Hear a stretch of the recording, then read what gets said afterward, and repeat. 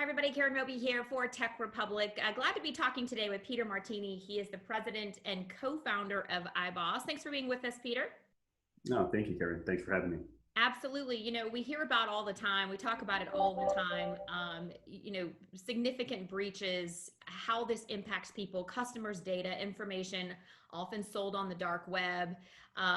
Most recently, one of the bigger breaches that we've been talking about and reading about involving Instacart. Of course, Instacart coming out saying that reused passwords were the problem here for account hacks and whatever may have led to it.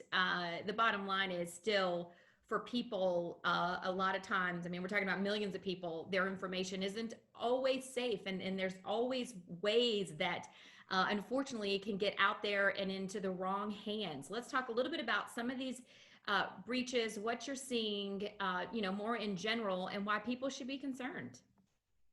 Yeah, so what we're seeing is actually a lot of it has to do with the overnight shift for a lot of organizations to move to remote employees and distance working. Most organizations prior to COVID were already moving to a cloud adoption, cloud security model, moving their data to the cloud, moving their security to the cloud. There were some companies that were a lot more progressive and further along that path than others.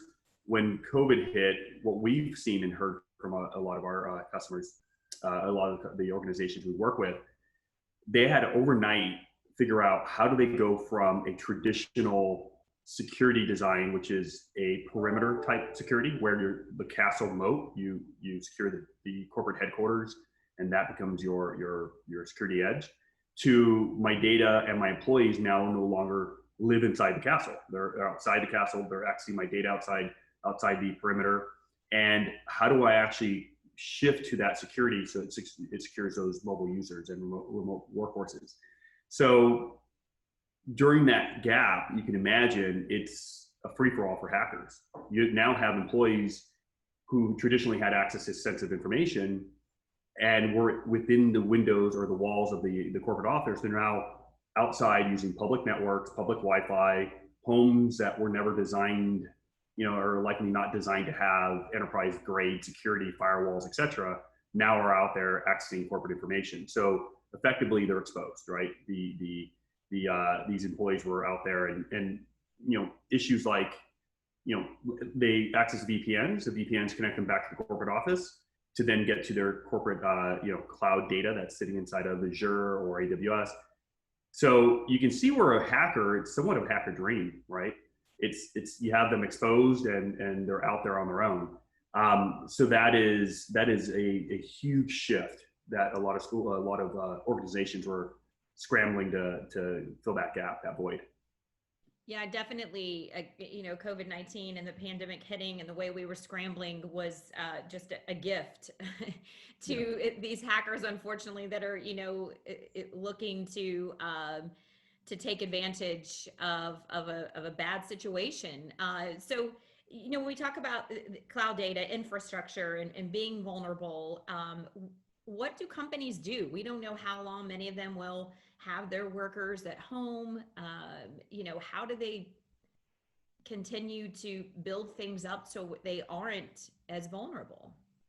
Well, what's happening, and again, this is pre-COVID, the fact that their data that once resided within the corporate headquarters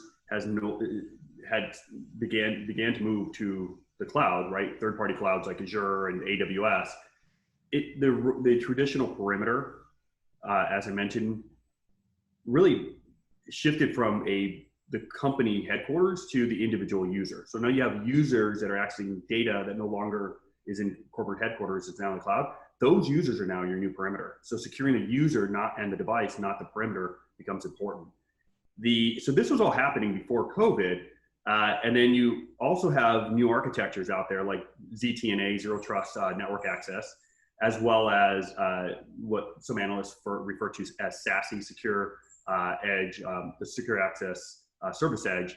And the thesis being, if they're connecting to the cloud, any user from anywhere, the security edge needs to become that cloud, not backhauling to a corporate office through a VPN and then to the internet. So by doing that, we can now shift security so that it's not about who has passwords to get into a privileged accessed area. It's, do you have the password, but also how are you accessing the data? Where are you accessing it from? And who's accessing it, right? So you add multiple layers to protect those employees. So even in a circumstance where their password was hacked, that hacker would then need to still have the company computer and be accessing it from a approved location, right? So you start putting these layers in to a zero trust model, and it provides that it's really almost becoming a standard requirement for a kind of remote workforce world.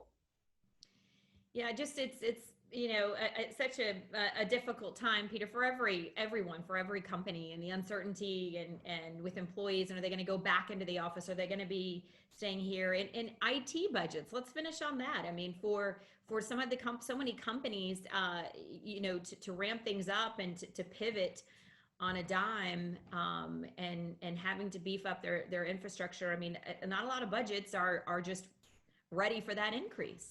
Right. And you're right, and especially in certain verticals where they've been hit the hardest with COVID, right?